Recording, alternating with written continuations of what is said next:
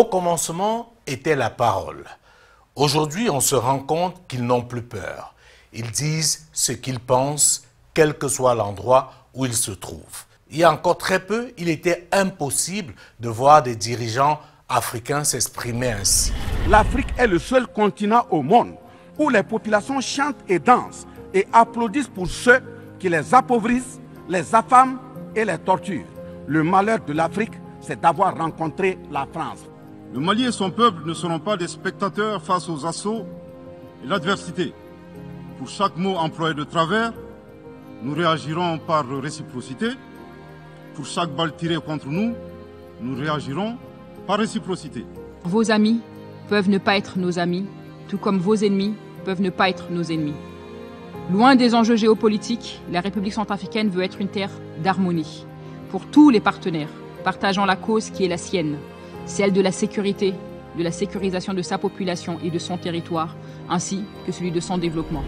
On comprend dès lors que le temps où les Africains devaient subir, se taire, encaisser, se faire humilier sans jamais rien dire ou alors remercier ceux qui les humiliaient est terminé. Aujourd'hui, la parole s'est libérée. Les ingérences extérieures sont conflictogènes et facteurs de crise en Afrique.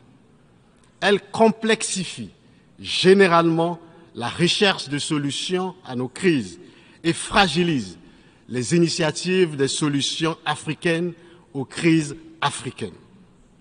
Elles ne sont plus les bienvenues dans une Afrique qui a conscience de ses problèmes de paix, de sécurité et de développement.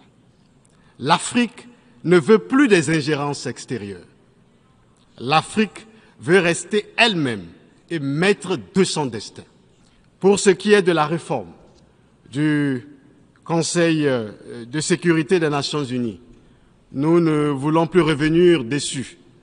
L'Afrique, nous l'avions déjà dit, ne peut plus rester en marge de l'instance à laquelle il revient d'assurer la paix et la sécurité internationale.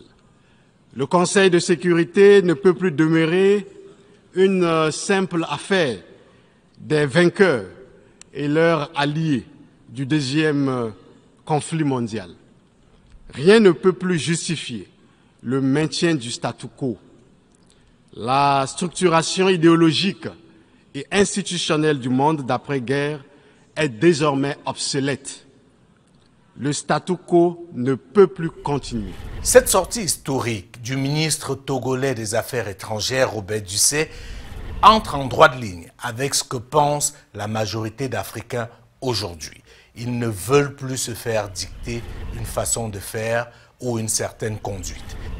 Pourquoi est-ce que Lumumba est mort et comment se fait-il que ses restes n'étaient pas au Congo de plus de 60 ans? Nous savons qu'il a été victime d'un assassinat ignoble. Et pourquoi était-il assassiné?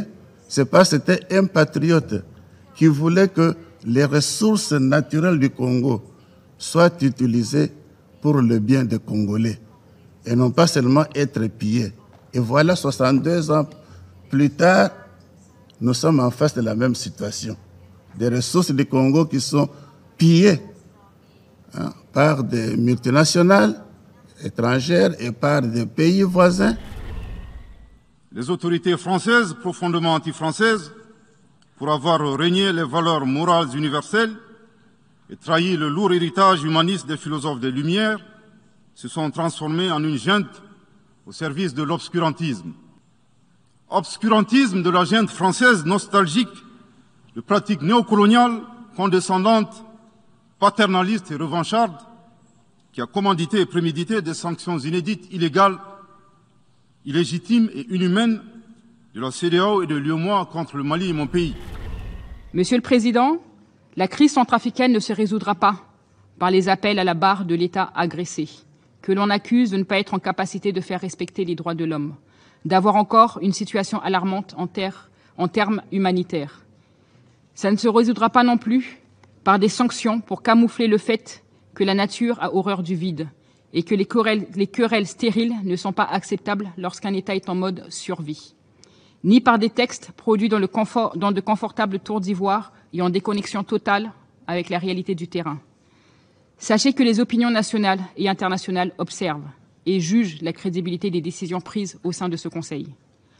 Le monde n'est que conflit, c'est-à-dire que tout comme la Société des Nations, il est urgent de repenser l'organe garant de la sécurité internationale. La réforme du Conseil de sécurité est devenue inévitable. On se rend compte que le Togo, sans faire trop de bruit, a aujourd'hui l'une des diplomaties les plus efficaces sur le continent africain. On a vu son rôle dans la crise au Mali, on voit son rôle dans la crise au Niger. Et sur cette dernière crise, la position du Togo à l'ONU a été sans équivoque.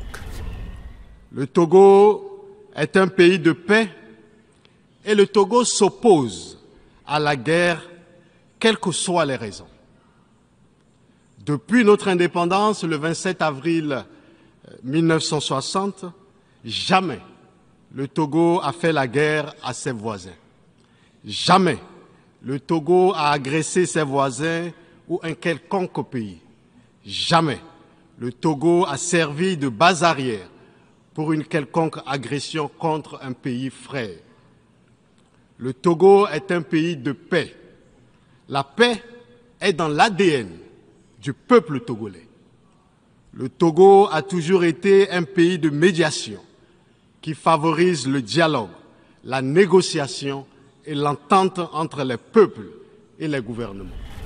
La diplomatie togolaise mérite qu'on s'y attarde un peu, parce que même si elle ne fait pas grand bruit, tout observateur averti constate qu'il y a carrément un changement de paradigme dans la façon de procéder de ce pays. On n'est pas seulement dans une diplomatie de dénonciation, mais on est dans une diplomatie de construction.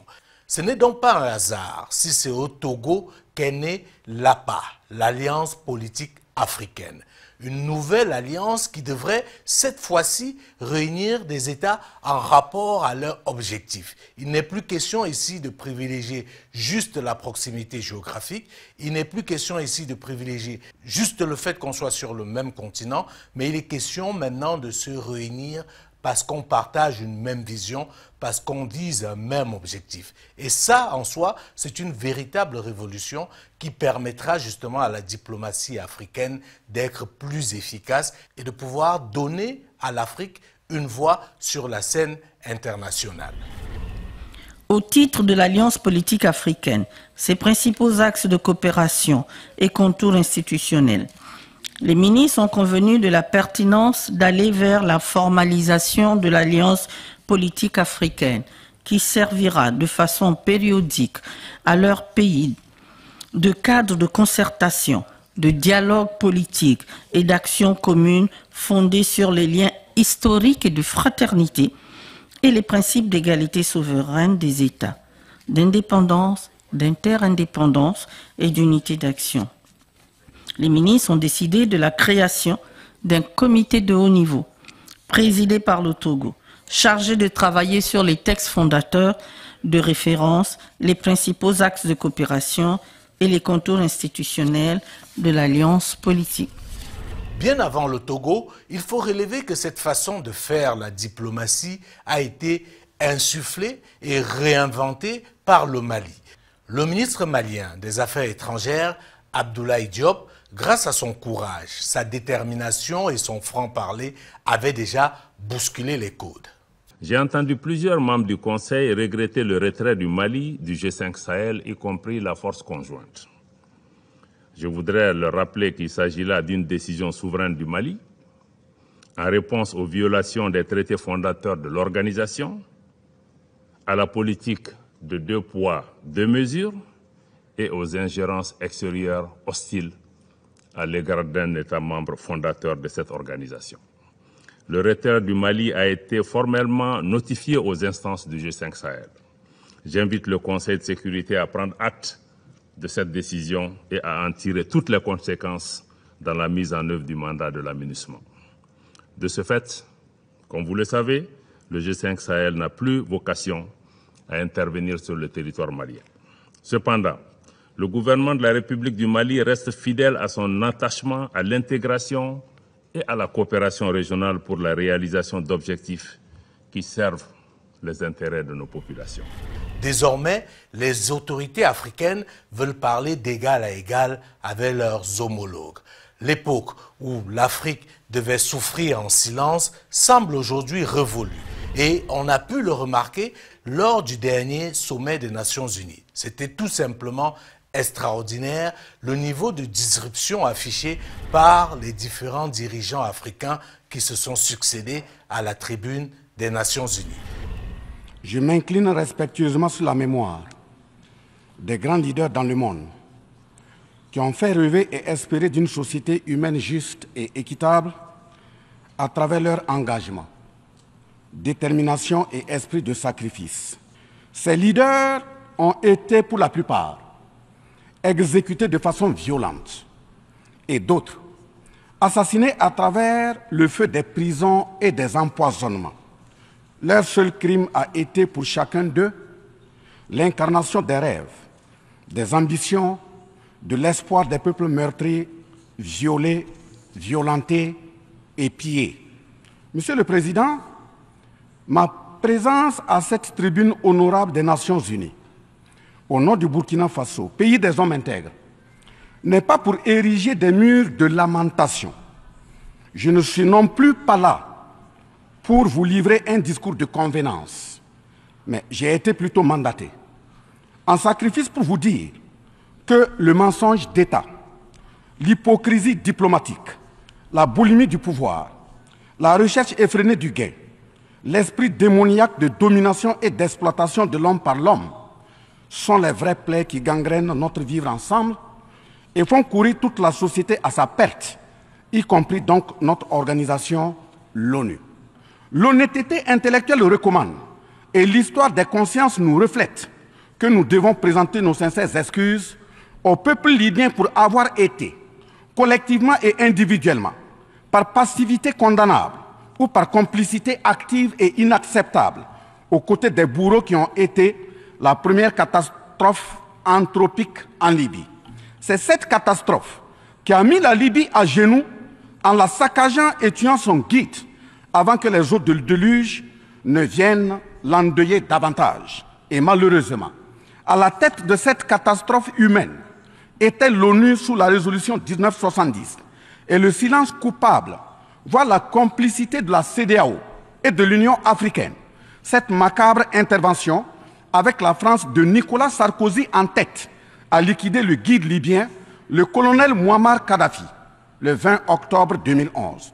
Si les condoléances au peuple libyen avaient un minimum de bon sens et sans hypocrisie, cette diplomatie macabre n'aurait jamais lieu autour du cas du Niger pour y créer une Libye bis. Ensuite, pour preuve que les relations internationales sont teintées d'une haute hypocrisie diplomatique, dénudées de conscience, de morale, de dignité, d'intégrité, de justice, donc de paix, ce sont encore les mêmes gesticulations dans un aliment scandaleusement mortifère qui s'agitent comme des fauves autour de leur proie blessée pour la dévorer.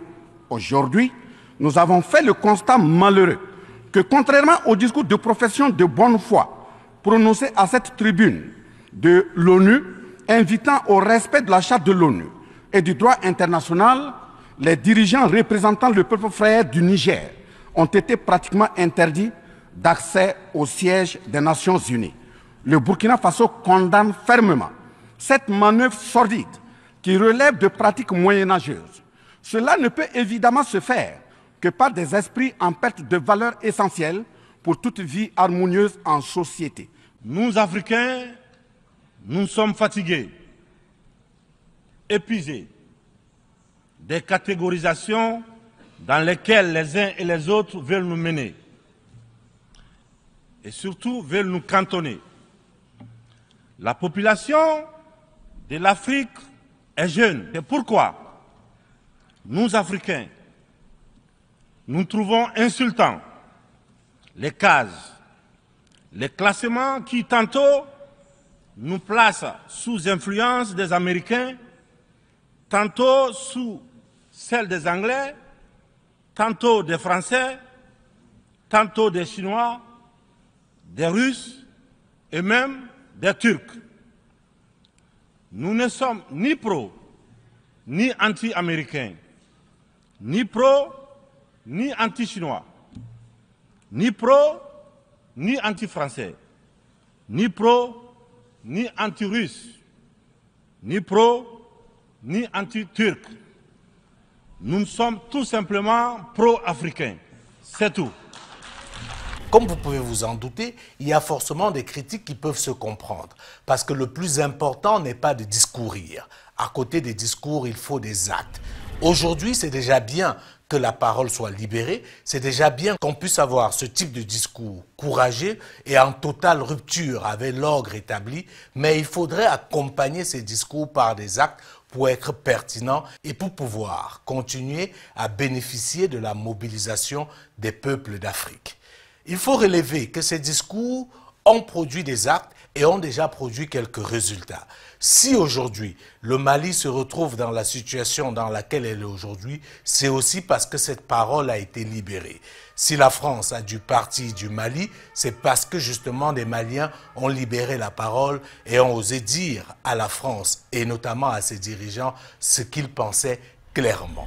Ce à quoi ils sont habitués, c'est des dirigeants africains qui sont toujours là à accepter tout ce qu'on leur dit, qu'on menace pour faire ce qu'ils ne veulent pas, qu'on intimide, qu'on renverse à toutes les occasions. Ça, nous ne voulons plus de ça. Il ne faut pas qu'ils se trompent des peuples, qu'ils se trompent d'époque, qu'ils se trompent des dirigeants. La jeunesse africaine ne veut plus de ces pratiques-là. Nous n'acceptons pas que ce soit les dirigeants français qui nous disent ce qui est bon pour nous. C'est tout. La sécurité des Maliens, la dignité de notre peuple, nous ne l'échangerons contre rien. Mais il y a une forme d'humiliation, d'acharnement des autorités françaises contre les autorités maliennes que le peuple malien n'a pas accepté. Pour sortir, nous avons relevé que c'est important de parler. C'est même vital de parler parce que vous ne pouvez pas souffrir en silence. Le premier acte de liberté, c'est la parole. Et ça, on peut le dire sans grand risque de se tromper que c'est en train d'être le cas en Afrique aujourd'hui. La parole s'est libérée. Au-delà des dirigeants, nous avons aujourd'hui plusieurs acteurs africains dans différents domaines qui ont décidé de libérer la parole et de tenir un discours de vérité, un discours de réalité et non plus se complaire dans ce qui est donné à voir. La France a enfanté Bob Denard qui, avec ses copains, ont renversé des pouvoirs en Afrique. La France vit de vol, de mensonges. Ça va s'arrêter à bas la France. On n'est pas en contre la France. Nous sommes en contre la politique française, la politique de Macron, la politique de ce que Jean-Yves Le Drian. C'est ça que nous sommes contre. Les peuples maliens sont là, debout, pour sauver ce pouvoir. Le pouvoir légitime, c'est le pouvoir qui a été ici à travers une révolution. Tout ce que le média mensonge français dit sur les réseaux sociaux, donc c'est archi faux. Nous sommes, le peuple malien et africain soutient l'armée malienne. Nous ne voulons pas vraiment de guerre entre la Mali et la France. Et encore, de nuit comme de jour, on attend aussi sur les médias français, surtout principalement le président Macron, dire qu'il y a vraiment un système anti-français qui est en train de crier au niveau de l'Afrique de l'Ouest. Non, nous ne sommes pas des anti-français. Nous aimons la population française. Depuis l'indépendance à nos jours, nous travaillons main dans la main avec la population française. Mais seulement la politique française en Afrique, c'est ce que nous voulons que ça cesse aujourd'hui, demain et pour toujours. Tout le pays est sorti pour apporter son soutien à Assimi Goïta. Nous, on n'a rien d'autre à lui dire qu'il reste derrière le peuple. Certains parlent de 3 ans pour la transition. Nous, ses parents, nous lui en accordons 10. Nous ne voulons pas qu'il quitte le pouvoir. Ce qu'il a fait pour le Mali, que Dieu le lui accorde en longévité. Nous, notre combat, c'est la souveraineté. Notre combat, c'est la paix. C'est ça que nous voulons. Nous demandons à les forces d'occupation de la France de quitter le Mali. Nous demandons la MINUSMA de quitter le Mali. C'est un très bon début, mais comme nous l'avons relevé, il ne peut pas être suffisant. Nous devons, en plus de parler, agir. Ou alors, si vous préférez, parler en agissant. Parce qu'il faut que les actes rejoignent les paroles. C'est dans cette logique-là que nous, avec plusieurs autres Africains provenant d'horizons divers et exerçant dans différents domaines, avons mis sur pied le mouvement Mansa, qui est un mouvement que je vous invite à aller découvrir si ce n'est encore le cas, car nous avons besoin de vous. C'est tous ensemble que nous allons construire l'Afrique.